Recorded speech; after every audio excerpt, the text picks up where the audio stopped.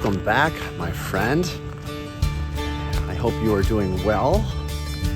We're doing pretty good. Weathered the storm a little bit, but it's a good week. We're gonna make it a good week. We're in St. Louis, Missouri. However, this opens up a question that I need to ask you to help settle. A little bit of a debate between my wife and I. We've got this map of the states that we have visited, and we're checking off states that we have, gone to. The question is, what constitutes marking a state complete? My strategy has been any state that we actually spend a night in. So if we spend a night in Kentucky, for example, that's marking that state off the list. Here in St. Louis, we're actually sleeping in Granite City, Illinois, so not Missouri. By those rules, Illinois would be marked off the list. Jamie's theory, though, is that we should be marking off a map based off of where we actually go and intend to do. So I think she would mark off Missouri here because we came to St. Louis. But, we have state lines. So, I don't know. Leave your thoughts in the comments below. How should we be marking off our map? Is it any state that we step foot in? I guess it all comes down to what's the goal? What are we trying to do?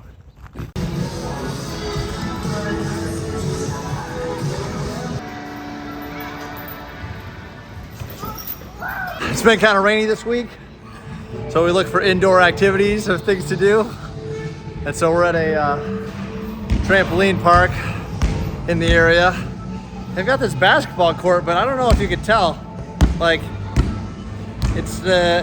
the inflatable gymnastics is the entire floor. And so it's actually a whole lot harder than it looks. But we're getting some energy out.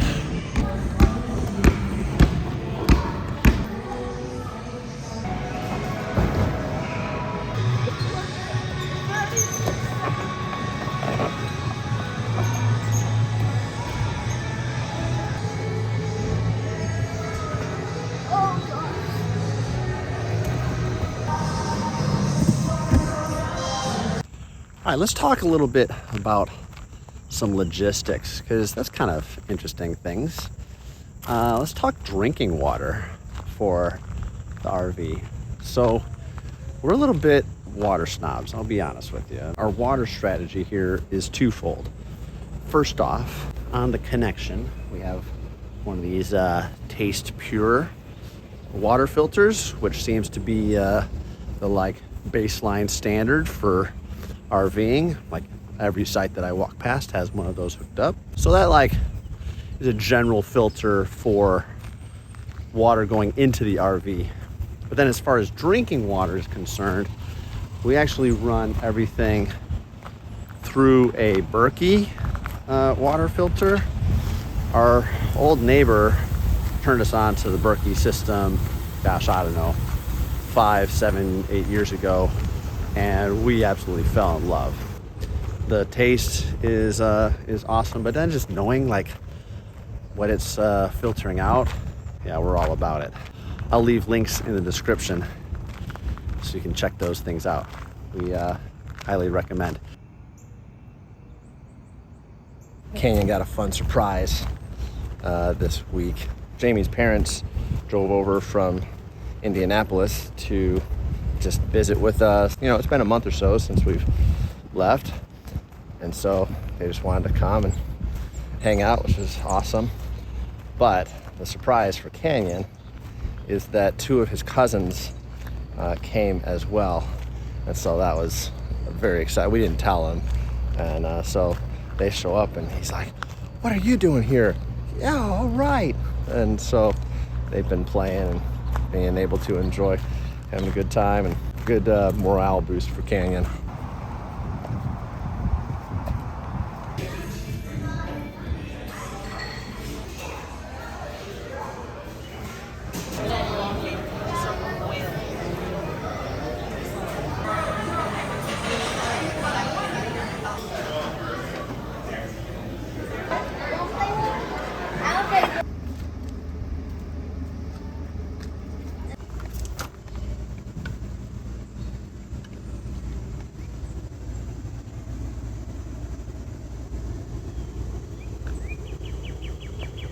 they going? Where are they going? Oh dear. I went on the offensive this week. Is it offensive or defensive? I'm not sure. But all those ants that were like crawling up the side, I don't know, I wasn't too fond of that. I mean, I like them on the outside, but I would rather them just not be on the RV at all. Anyways, I got some of the home defense. I guess so it's defensive. I got some home defense from the hardware store. I mean, the house only has like so many points where it actually touches the ground. I think the stairs this week, there's like an ant nest right at the bottom of the stairs, and so I just like, oh, stairway to heaven, let's go.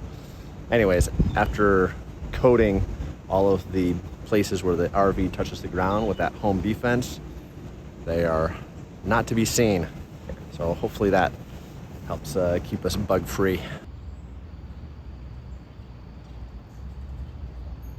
It's Amazon day. There's literally a hub right down the street from the campground, so we got our boxes. A buddy and I were chatting the other day about, kind of our maintenance woes that I've had. And, he posed the question like, hey, how can you get out in front of these problems, right? Like, how do you anticipate that they're going to happen and be proactive about it?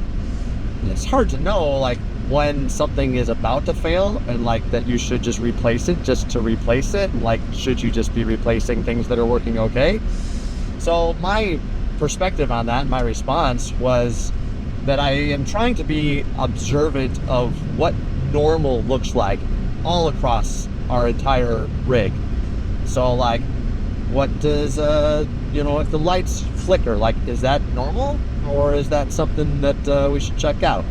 If the stairs aren't sitting just right, or what does the stairs sitting right look like, to know when something is off kilter and to be proactive on acting upon that. So today is a good example of that. On our drive up to St. Louis, I felt the truck just kind of seemed like it had a little extra vibration to it. And it's one of those things that can really get in your head. Is it just a bumpy road? Is it the wind? Is there actually a problem? And so at one of the stops, I looked at the tires. One of the front tires was balding a little bit more than the other one. So I was well, okay, maybe that's it. So at the campground here, there's a mechanic shop right around the corner that I actually rode my bike back from. Dropped it off there, had him do an oil change. So hey, can you take a look at the tires and see is there anything, or just take a look at the vibration? And sure enough, they found that one of my front tires has a broken belt on the inside of it. So we're on our way now to get that tire replaced. And the other tire that I saw was balding does in fact need to be replaced. So I'm kind of feeling good about that today, because we don't have a blown tire and sitting on the side of the road. Instead, we're being proactive, and because I knew what normal was like, we can hopefully alleviate a problem before it starts. Okay, I'm in the kitchen here, and got a little life hack we need to do. So our trash can here, the lid won't stay open. Even if you pull it out all the way, it won't stay open because it's the track's not far enough. So, but there's a magnet right here for keeping the door closed. Right here. So I've taken a magnet and putting a little bit of alien tape on the back. I'm gonna line it up, and I think put it right there.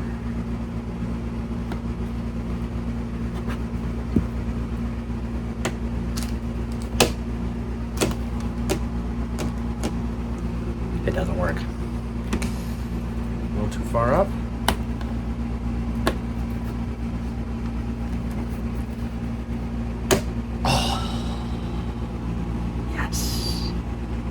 That now, as I'm cracking eggs, working in the kitchen, You just put it right in the trash.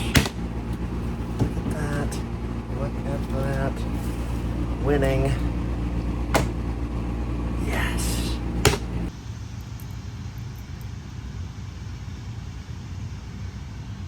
All right, everybody. We are coming to you from Donut Delight in St. Louis.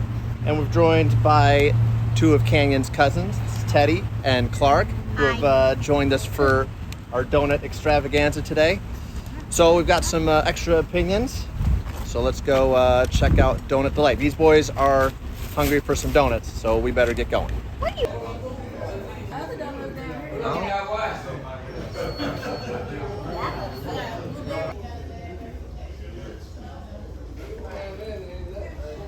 Clark, what's your thoughts? My donut was really good. It was the best donut I've had in a long time. Okay, best in a long time. Teddy, you got any opinion? No. No? No opinion. Okay, it was a donut. Okay, fair enough. Canyon, what's the final verdict? I've had a lot of good donuts from Jack's and Hilligoss. That definitely topped Jack's, but Hilligoss is hard to beat. 12? Okay, so the official word is 12, and we still like Hilligoss. Yeah? Yeah. Okie dokie. We'll have to try it. Have to try it.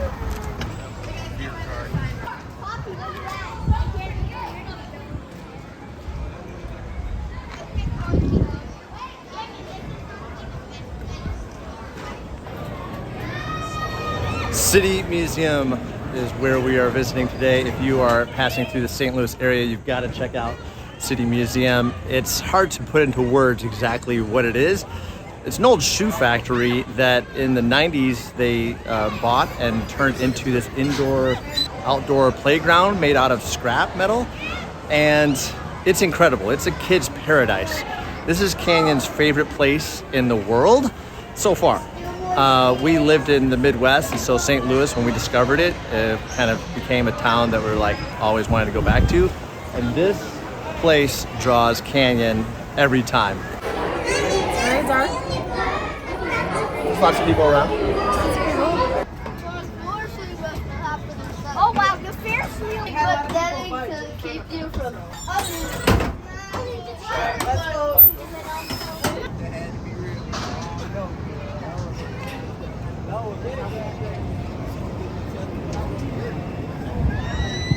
Okay.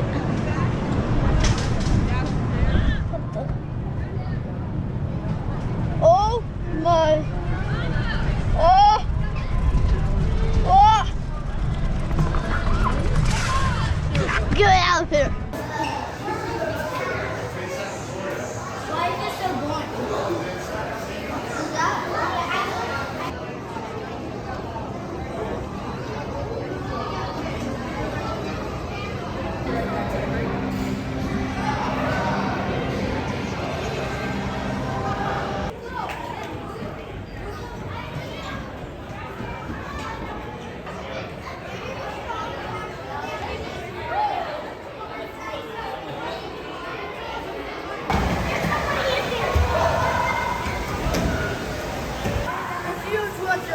We at one point had a membership. We were coming so often. Every time that we come, we discover a new place that we haven't seen before. It's multiple floors of just like caves and a tree house and outdoor playland. It's incredible. You gotta check it out. City Museum. Touring friends. Where do tour buses go when you send them away? Well, apparently they go to the KOA campgrounds. So we got a little Prevost here, H3, with a slide out. Pretty nice little ride. And the more I think about it, the more it makes sense. Like, if a driver's got a day off or something, and you're sending the bus away, go camp up at a campsite. Like, shore power here, all the services are dumping, getting fresh water. Yeah, so how about that? Tour buses at the campground. There you go.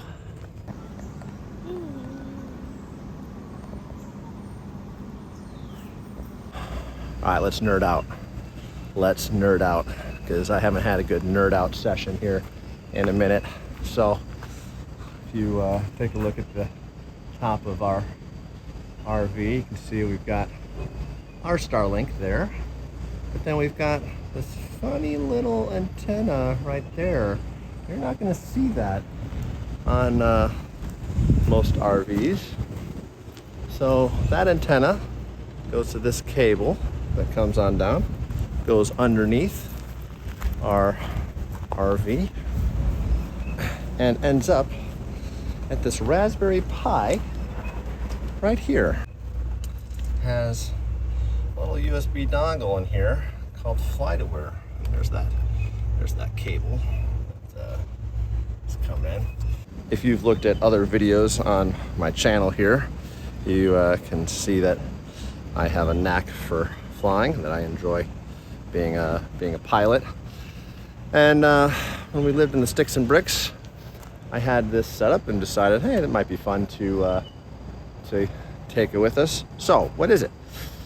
FlightAware is a website for just tracking and watching flights and their patterns, but it's actually crowdsourced data. So that Raspberry Pi, this antenna, is receiving signals from airplanes that are in the sky and funneling that data into the FlightAware website so that you can see where various planes are. And so there's like thousands, tens of thousands, I'm not actually sure how many of these stations that are set up in the world that feed FlightAware its data. So the other thing I've got on it is this GPS antenna as well. So that way, wherever we're going and wherever we set up, automatically updates where that antenna is. And it also gives us this cool map that I can log into on our local network here to actually see like what are the flights that are being received by this antenna, and that's kind of neat. So if a plane like flies over super low, I can, you know, pull it up and see like, oh, that's you know, this and this plane coming from here going wherever. So fun nerd out session. So I'll leave a link in the description to PiAware and the FlightAware ADS-B data system. Hey, congratulations is in order. Congratulations, Granite City KOA of St. Louis, for becoming our least favorite campground. After you stay at a few campgrounds, you get a knack of kind of the temperament of the staff and, you know, general upkeep and amenities and layouts and whatnot. And yeah, you can just feel that the people here kind of have a I don't really care anymore kind of attitude. Pool is listed to open at 11, but there was like multiple days that we've been here where it's 11:30, 12:30, and the pool still isn't open, and you like go in and ask, and like, oh yeah, okay, I guess we could open it now. Furthermore, Jamie and Canyon were at the pool and just, you know, enjoying themselves. And there's a rope that goes across the, you know, that divides the deep end from the shallow end. Canyon was just kind of swimming around the rope, wasn't really hanging on it. There's signs to like stay off the rope and whatever, but he wasn't really doing that. But across the street is the manager's house, and at one point, without any kind of introductions or any kind of forewarning, manager comes out onto her patio and just screams across the way, "Hey, get off the rope, keep off the rope." And we're just like, okay, that's one way. And then a few minutes later, and so definitely got off the rope and, you know, staying clear of it. A few minutes later, a guy shows up outside of that same house. It's yelling the same thing. "Hey, keep off that rope or you guys are gonna have to leave." And it's like, they're not on the rope. And it's just like, very just negative attitude. Now, we don't know what's going on in their lives. Who knows what their day was like? But like, is that any way to treat your guests? Yeah, so like, that's kind of just put the icing on the cake for us here that we will not be back. I did kind of know that this place did not have a good reputation. I looked at the reviews before I booked it, and it was not good. So I know I am not alone in my sentiment. Everybody's having some issues. So like, if you work for KOA and you're viewing this, send a letter up the chain about your St. Louis location dragging you down.